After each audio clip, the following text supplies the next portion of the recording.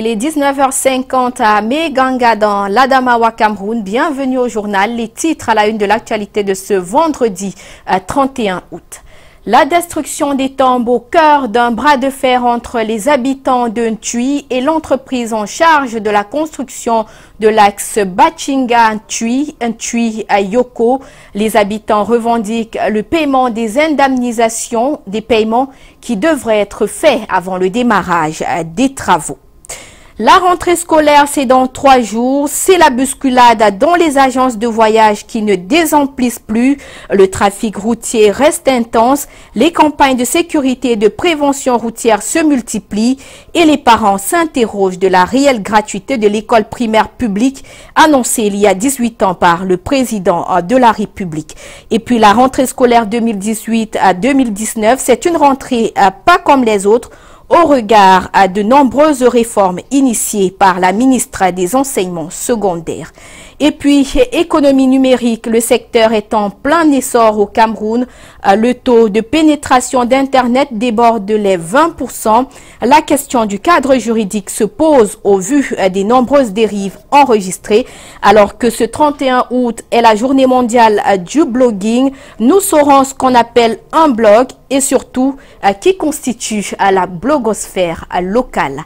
Voilà pour la une de cette édition.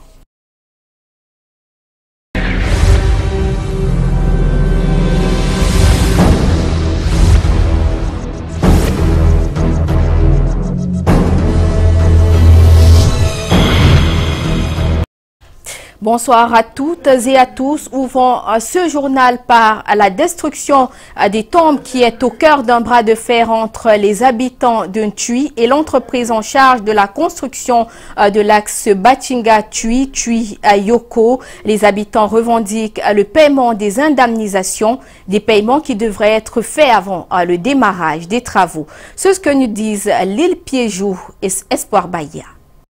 30 000 francs CFA, c'est le montant remis à chaque famille après la destruction d'une tombe par l'entreprise en charge de la construction de la nationale numéro 15, Bachinga-Tui Yoko. Un montant qualifié d'insignifiant par certaines familles.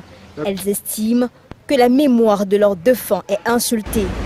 Pour d'autres, ayant 7 à 8 tombes, le montant doit tout simplement être revu à la hausse. Tout est parti sur les plantes, où on a demandé qu'on avançait quelque chose aux gens, le gouvernement viendra faire le reste.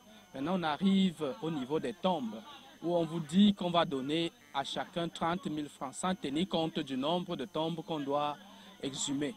Pas fiers de ce qu'on nous fait. Depuis, on a dit qu'on nous dédommage. Je suis une veuve. Nous sommes même à 2 avec beaucoup d'enfants. Depuis là, on ne vient pas nous dédommager. Mais l'autre jour, on dit qu'on vient enlever les tombes. Il faut qu'on monte là où on va faire le cabot pour enlever nos 8 tombes que nous en avions. On nous largue dernièrement, ça fait 2 jours. On a donné 30 000. Une colère de trop qui a fait ressurgir les promesses d'indemnisation encore non tenues ici depuis des mois. Sur un axe dont les travaux piétinent. Il nous a été informé que le décret avait été signé, mais 6 mois après, rien n'est fait.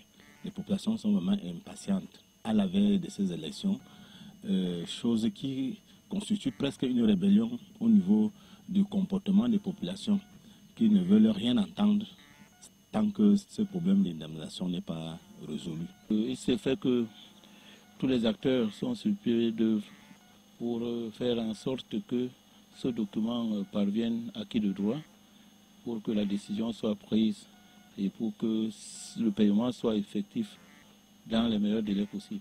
Au regard de l'engagement de ces populations à se voir rétablir dans leurs droits, nul ne sait ni quand ni comment se terminera ce bras de fer entre population, entreprises en charge des travaux et autorités locales.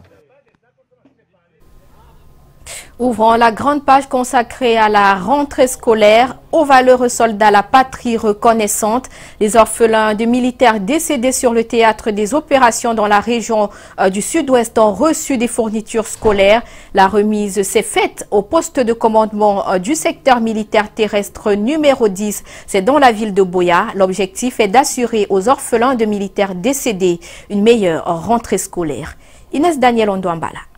Apo Clara est étudiante à l'Institut technique agricole de Bamenda. Elle a perdu son père il y a plusieurs mois alors que ce dernier défendait les couleurs de la patrie.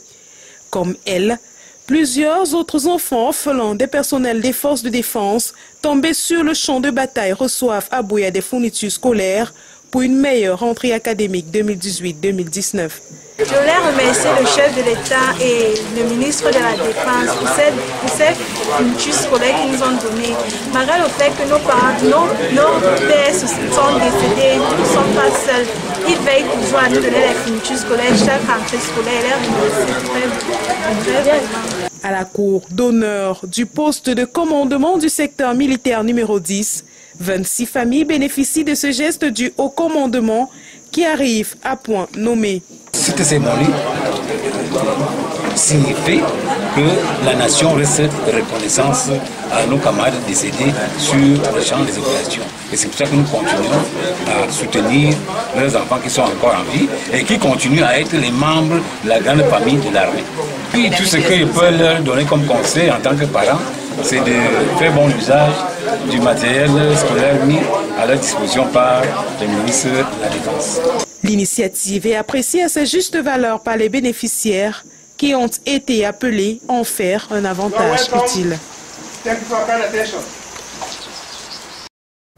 18 ans après l'annonce de la gratuité de l'école primaire publique au Cameroun par le président de la République, l'accès à l'éducation pour tous semble toujours très difficile et pour cause, les nombreuses obligations auxquelles doivent faire face les parents d'élèves au sein des établissements scolaires, des obligations qui au final rendent l'école gratuite payante.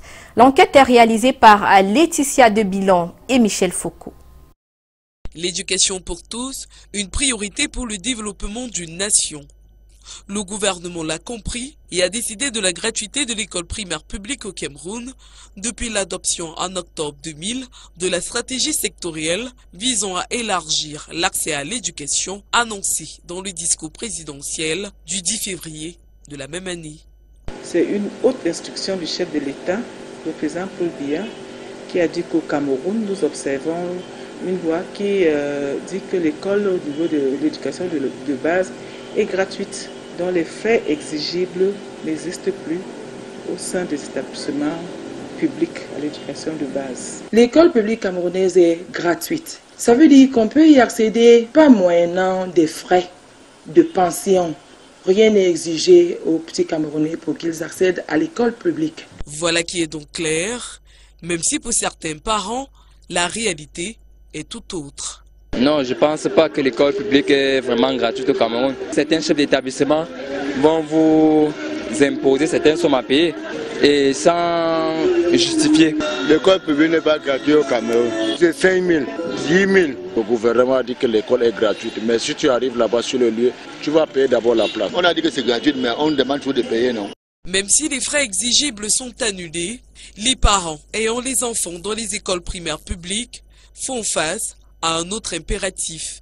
Ils masquent, ils disent que l'APE, tantôt 10 000, tantôt 8 000. On parle de l'expulsion, on te parle de l'APE. Là-bas, c'est 8 000. Et quand est-ce de l'APE? L'APE, pour l'autre, là, il ne connaît pas. Les APE, c'est les associations autonomes qui sont régies bien sûr par la loi de 90 qui parle de la liberté d'association au Cameroun. C'est des associations qui doivent exister au sein de l'établissement, mais ce n'est pas une obligation. Ce que nous demandons aux parents, c'est de faire preuve de bonne foi, assister aussi au développement de notre pays. Puisque l'État ne peut pas tout faire, l'association des parents d'élèves est une très bonne chose. Parce que imaginez-vous un établissement en construction nouvellement créé qui n'a pas de bâtiment. Il faut bien que les parents mettent la main à la poche pour pouvoir ériger des bâtiments, pour permettre aux enfants d'aller à l'école. La notion de la gratuité de l'école primaire publique au Cameroun demeure une chimère. Bousculade de dernière minute dans les agences de voyage à quelques jours de la rentrée scolaire entre files indiennes pour s'acheter un ticket et s'assurer du choix de la meilleure agence. L'exercice est périlleux pour les élèves qui reviennent des vacances. À ceci s'ajoutent des bouchons à subir aux entrées et sorties des villes. Le constat de Monique Naosi-Fosso et de Luther Ndiomo. Les marchés de Fumban aux couleurs des fournitures scolaires. Du marché A, en passant par l'esplanade de la mosquée centrale, pour l'entrée du palais des rois Bamoun, le décor est le même. On fait déjà quelque chose, on voit déjà ce qu'on peut manger. Pour le moment, vous voyez aussi, ça ne bouille même pas. Pour le moment, il n'y a rien. On attend encore. Bon, sinon, avec la tendance, on attend les parents. On se prépare déjà, nous avions tout, les qualités, tous les produits. Ce qu'on attend pour le moment, ce n'est que les parents pour la rentrée scolaire. Ça s'annonce déjà bien. Bon, j'espère que ça va aller, il n'y a rien qui peut faire. Chez les couturiers, l'heure n'est pas de tout repos. C'est le moment des finitions des dernières commandes. Et tout à côté sont exposées les tenues des lycées et collèges prêtes à porter. Dans les établissements scolaires, l'heure est au dernier réglage. Les peintres sont à l'ouvrage, passent des coups de pinceau pour faire peau neuve dans les salles de classe. L'accent est mis sur l'hygiène et l'insalubrité. Lors de notre passage à cet endroit, nous avons remarqué quelques parents d'élèves venus procéder à l'inscription de leurs enfants. Je suis venue juste pour faire l'inscription des enfants.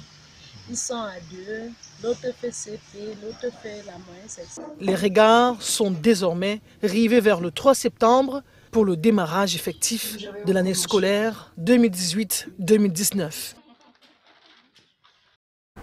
Un récit de Monique Naousifosso qui parlait de la préparation de la rentrée scolaire à Foumban.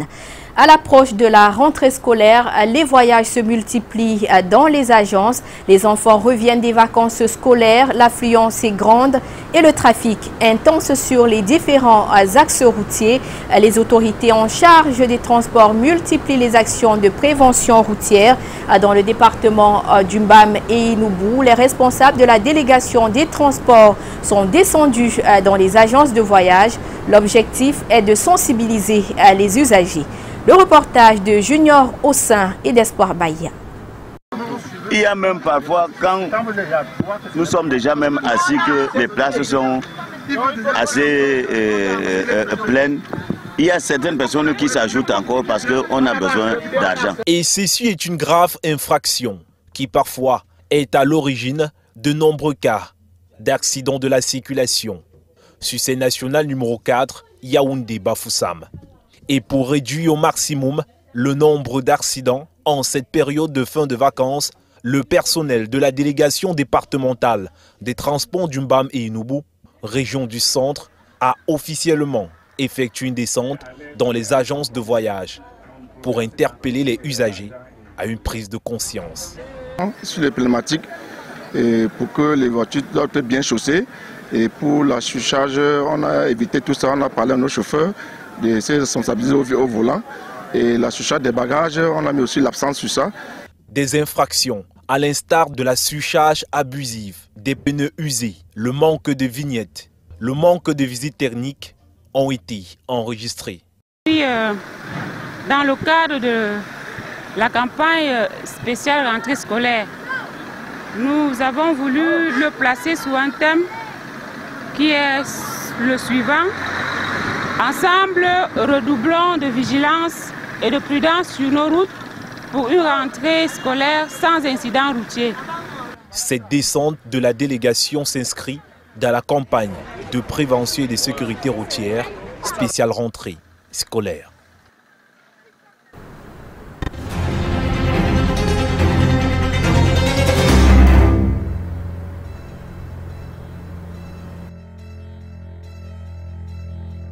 Les embouteillages s'accentuent dans la ville de Douala. Ce matin, le pont sur le Vouri était le principal calvaire des automobilistes. L'incivisme de certains usagers et les travaux de construction en cours n'arrangent pas à la situation. Le reportage de Vanessa Mela-Kamdem et de Stéphane Binac. Il est très difficile de traverser le pont sur le Vouri ce vendredi 31 août. La fermeture d'une des voies du pont pour cause de travaux ne rend pas la tâche facile aux automobilistes. Certains arrivent à faire près d'1 heure sur place. Un vrai calvaire, mais on n'a pas de choix. Ça fait combien de temps que vous êtes là? Ça fait pratiquement 1 heure de temps. Ça ne suffit pas. Ça ne suffit pas. C'est pas possible. Ça fait au moins 45 minutes que nous sommes bloqués là pour ça. Ça ne circule même pas. Ou c'est parce que le pont n'est pas encore livré. Nous on est là, on se bat, on voit comment on va faire le travail. Les conducteurs des motos ne sont pas épargnés du calvaire. Pour fuir les embouteillages, certains s'entêtent à emprunter la voie barrée pour travaux. Et une fois face à l'obstacle, ils portent les motos pour les remettre sur la bonne voie. Un acte qui ne contribue pas forcément à réduire le niveau des bouchons. C'est tout un problème. Tous les jours, c'est de la même façon. Et alors, on ne comprend pas. Si on pouvait libérer un peu pour nous permettre de monter. Et c'est ça qui crée, c'est ça qui détruit l'économie du pays. La police présente ici essaie tant bien que mal de décongestionner la situation. Mais pour les habitués de l'axe Bonabéry-Daido, seule la fin des travaux de construction du second pont sur le Vouri pourra abréger leur souffrance. Également dans l'actualité, on parle d'économie numérique. Le secteur est en plein essor au Cameroun. Le taux de pénétration d'Internet déborde les 20%, soit à 6,5 millions de Camerounais qui ont accès à la téléphonie mobile et par ricochet à l'Internet. La question du cadre juridique se pose au vu de nombreuses dérives enregistrées, d'où la grande interrogation. Le Cameroun s'achemine-t-il vers un droit du numérique? Élément de réponse dans cet élément que signe Ghislain Pierre Issoun. Il est devenu urgent de ne plus attendre que le Cameroun se dote d'un cadre juridique, institutionnel et même fiscal de son économie numérique. Un secteur en plein essor, on parle officiellement de plus de 20% taux de pénétration d'Internet, ce qui représente 6,5 millions de Camerounais, presque autant pour ce qui est de l'accès à la téléphonie mobile. S'impose donc désormais le droit du numérique et du logistique. D'où cette concertation entre parlementaires et organisations internationales de la francophonie après un audit commandité par elle. Qui permet donc de s'assurer qu'il y a une cohérence entre les différents textes qui existent déjà au Cameroun et voir si ces textes peuvent être améliorés afin de disposer d'un cadre législatif et réglementaire protecteur et qui puisse développer, booster l'économie du numérique dans le Cameroun. Le document en question est une stratégie sur les enjeux de l'économie numérique qui recherche aussi les moyens de protection des investisseurs et la lutte contre la cybercriminalité. Nous avons constaté qu'au niveau du Cameroun, les textes réglementant le secteur de télécommunications étaient obsolètes. Et c'est pour cela, avec l'autorisation du président de l'Assemblée nationale, nous avons contacté l'OIF de nous aider à revisiter ces textes-là et enfin de les mettre à jour. Acheter, vendre, administrer par le numérique, il faut s'y habituer désormais. Même les administrations ne sont plus exemptes de cette donnée de gouvernance moderne. La révolution numérique a bouleversé notre quotidien et demain, il induira encore plus de changements. Élus, peuple et décideurs fondent en ces travaux l'espoir d'une norme pour enfin réguler l'économie numérique au Cameroun. Ce 31 août est journée mondiale du blogging. Qu'est-ce qu'on appelle un blog et surtout à qui constitue la blogosphère locale? Aimé Catherine Moukouri est allée sur la piste de quelques blogueurs camerounais qui, entre différentes thématiques, musique, environnement, politique, ont trouvé un moyen de s'exprimer. Les détails dans ce reportage réalisé grâce au concours de Baudouin Talom. Le blog se définit comme une sorte de cybercarnet, plein de biais et articles tenus par un blogueur, tel un journal intime. Si depuis les années 2000, le concept de blogging est populaire dans le monde, ce n'est que tout récemment que le Cameroun a vu éclore sa blogosphère. Une de ses figures de proue, Atome, spécialisé dans la culture et les analyses et décryptages de la sphère musicale. Il est ce qu'on peut appeler un blogueur influent, avec une audience fidèle abonnée à son blog Voilà moi. Pour moi, le blogging, c'est un moyen d'expression, c'est un moyen de partager, c'est un moyen d'échanger. C'est d'ailleurs la raison pour laquelle je me suis lancé dans ce domaine. Aujourd'hui, il y a de plus en plus de blogs qui se créent et ça devient de plus en plus démocratisé. On peut constater, par exemple, si je ne me trompe pas, au Cameroun, il y a au moins 1 millier de blogs. Il y a au moins 1 millier. Que ce soit des blogs, micro-blogs sur les réseaux sociaux ou bien des blogs proprement dits. Près de 200 blogueurs à thématiques différentes font partie de son mouvement. À côté de lui, d'autres figures comme Carole Lewey et sa vision artistique, Minette Lonsi de Le Mobile au Camer ou encore Mathias Mwende de Biocamer. À l'époque, je suis remonté par tous ces déchets qui traînent dans la nature et toutes ces autres formes de pollution qui ont cours. Biocarmel est ainsi né. Mais Biocarmel ne va pas faire que dénoncer. Biocarmel va également vulgariser les bonnes pratiques environnementales. Biocarmel va aussi mettre en lumière toutes ces initiatives innovantes de jeunes entrepreneurs verts qui sont lancés dans les secteurs du recyclage, de la valorisation des déchets. Au Cameroun, de nombreux journalistes ont choisi la voie du blogging pour parler d'actualité d'une manière moins carrée que dans les médias traditionnels. Je fais dans l'actualité, dans l'information générale, avec un genre que j'appelle la poésie journalistique. Ce que je pense, c'est que le blog aujourd'hui est un outil nécessaire pour permettre aux jeunes de lire. À l'occasion de la journée mondiale du blogging, la toile est inondée d'internautes qui s'approprient le phénomène. Chaque mois, près de 3 millions de blogs naissent dans le monde et le Cameroun contribue à sa manière à cet enrichissement. Seul hic, le faible taux de pénétration d'Internet dans notre pays qui réduit de surcroît le nombre d'abonnés. Reportage signé Aimé Catherine Moukouri, Marius Kosso avec la collaboration de Baudouin Talom. Ce 31 août est également journée africaine de la médecine traditionnelle. La journée se célèbre sous le thème fabrication locale des produits médicaux issus de la pharmacopée traditionnelle dans les régions africaines. À Douala, c'était surtout l'occasion pour des tradipraticiens et naturopathes d'exposer leurs produits et leur savoir-faire. Mireille Flore de Fofotso et Henri Tinda ont interrogé quelques tradipraticiens. Sa tenue à elle seule en dit long sur son personnage. Parti de son Cap natal pour exposer son savoir-faire à Douala, ce naturopathe se veut traditionnaliste. Je m'habille comme ça pour montrer en Afrique que nous sommes les traditionnalistes. Comme lui, cet autre naturopathe qui met l'accent sur ses origines. Il est de Bacham, dans le département des Bamboutos. On ne s'occupe pas des affaires du blanc, nous faisons ce qui est de chez nous. C'est-à-dire que nous nous habillons à la manière dont... Sur les produits exposés, on peut lire à quoi ils sont destinés. Sur cette bouteille, par exemple, est inscrit la mention « Je veux bébé, Dieu ». Une femme n'accouche pas, on lui donne. Voilà pour ça que j'ai dit « Je veux le bébé ». C'est la recouche sauvage, ça intervient pour le cancer. Le bain de pied, c'est un produit composé des herbes et des sels de mer.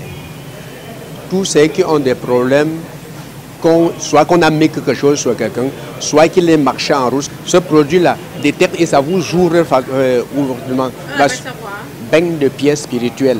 Donc quand vous prenez ça là, même si avec la radio, on vous fait la radiographie sur vous, on ne voit rien. Vous faites ceci en 7 jours là, dès qu'on pose l'appareil sur vous, on trouve tout ce qui ne va pas dans votre corps.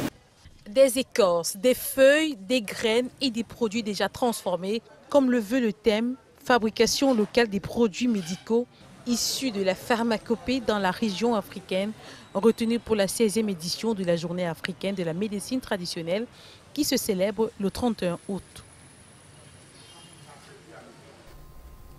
C'est dans un coffret de 2 livres riches d'histoire que Oswald Baboké a résumé les différents septennats et la route vers l'émergence du président Paul Biya en 36 ans de pouvoir. La sortie officielle de ce chef-d'œuvre a eu lieu à Paris, une sortie qui n'est pas passée sous coulisses pour les Camerounais de France. Armel Pifo. Qui est en réalité Paul Biya? Que peut-on retenir de son mandat? Que peut-on retenir de celui qui fut Premier ministre sous le régime du président Amadou Ahidjo? Des questions qui trouveront des réponses dans ce chef-d'œuvre où l'auteur Oswald Baboké retrace le parcours de l'ancien Premier ministre. La sortie officielle de cette encyclopédie a eu lieu ce jour et les librairies de la région parisienne prises d'assaut par les Camerounais curieux de découvrir le contenu. C'est un chef-d'œuvre pour moi parce que, en fait, beaucoup de gens ignorent la réalité de l'histoire exacte d'un parcours atypique de notre chef d'État. Pourtant, on en parle beaucoup plus de certains chefs d'État. C'est un livre qui est bien documenté, il est agréable à lire, il a une très grande valeur documentaire. Ce coffret nouveau, écrit sur le promoteur du renouveau, est constitué de 2 grands livres de près de 320 pages chacun. 2 livres distincts mais complémentaires, intitulés tour à tour les septennats du président Paul Biya et les grandes réalisations. Ce coffret est une bibliographie, un récit illustré par des photographies ardentes et parlantes qui laissent découvrir des images significatives du chef de l'État prises à chacune des étapes de sa vie politique et privé, et comme le souligne si bien son auteur, on ne le lit pas, mais on le regarde. Ce sont deux ouvrages vraiment exceptionnels dans l'histoire de notre pays que je recommande à tous les concitoyens de lire et de s'en procurer. Je voudrais également féliciter l'auteur et le réalisateur de ces ouvrages. Des livres préfacés par Samuel Vondo Ayolo, ministre directeur du cabinet civil. Un almanach que les Camerounais de France ont eu le privilège de déguster ce jour, même à Paris. Au Cameroun, les lecteurs devraient attendre la semaine prochaine pour le même privilège. Et puis la chronique de ce soir, c'est en éducation. C'est connu, dès lundi, écoliers et élèves reprendront le chemin des classes. La rentrée scolaire 2018-2019, ce sera à partir de 7h30 le 3 septembre. Une rentrée pas comme les autres du fait des nombreuses réformes révolutionnaires engagées par la ministre camerounaise des enseignements secondaires. La rentrée scolaire telle que vue par Jacques Dobel, une lecture de Lille Piéjou. Plus que quelques jours, écoliers et élèves reprennent le chemin des classes. Pour certains, ce sera la découverte d'un monde nouveau, avec ses habitudes et ses contraintes à intégrer. C'est le cas des tout-petits de la maternelle et de leurs aînés qui entrent dans le secondaire. À Canal 2 International, on a parlé depuis le début de la semaine avec beaucoup d'insistance, notamment le bouleversement annoncé dans le second cycle de l'enseignement secondaire. De nouvelles filières sont signalées, tout comme le retour du grec, du latin et de la philosophie qu'au moins 3 générations n'ont pas connues. Il faut rentrer aux années des séries philosophie, sciences expérimentales et mathématiques élémentaires tant vantées encore de nos jours par quelques nostalgiques de ces années-là. Au sortir des années 60-70, ces séries ont été camerounisées. Elles sont devenues A4, D, C et Tutsi Kanti. Nalo Valionga, qui pilote les enseignements secondaires depuis mars de cette année, a mis en branle les A1, A2, A3, A4, A5, ABI, avec des matières susceptibles de rendre à l'éducation ses lettres de noblesse et former surtout des Camerounais plus aptes à affronter la vie active. En leur temps, les Romains l'ont compris et ont conclu qu'on n'apprend pas pour l'école, mais pour la vie. Il est donc compréhensible que ces réformes imminentes donnent lieu à des interrogations tant sur leur implémentation que sur la pédagogie à appliquer. Sans oublier les enseignants appelés à dispenser. Les livres existent-ils déjà? On ne peut pas dire que la ministre des enseignements secondaires a sorti un tel programme au bout d'une baguette magique. Éducatrice de haute voltige, elle a eu le temps de le concevoir, le mûrir pour le mettre sur les rails. À chaque segment de la communauté éducative de bien jouer désormais sa partition dès que seront lancés les cours. Les réformes, même les plus anodines, ont été perçues au fil de l'histoire comme des révolutions qui balaient tout sur leur passage. Toutefois, si on admet qu'on ne fait pas d'omelette sans qu'en pâtissent quelques œufs et condiments, il ne reste plus qu'à ceux qui sont concernés de s'engager résolument sur la voie tracée par le gouvernement. Combien de réformes, pour ne pas parler de révolutions, ont été à l'origine des prouesses technologiques et économiques des nations développées qui se disputent l'hégémonie planétaire?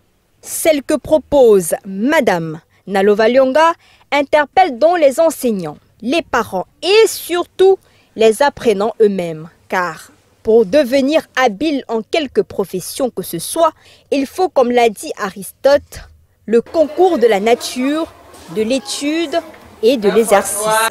La seule préoccupation qui devrait hanter les esprits, c'est comment sera cette rentrée scolaire pour les Camerounais des régions anglophones. Just wait and see. Et c'est la fin de ce journal. Merci de votre fidélité. Prochain rendez-vous avec le grand format de l'information, c'est demain à 20h. Bonne soirée et bon début de week-end à tous.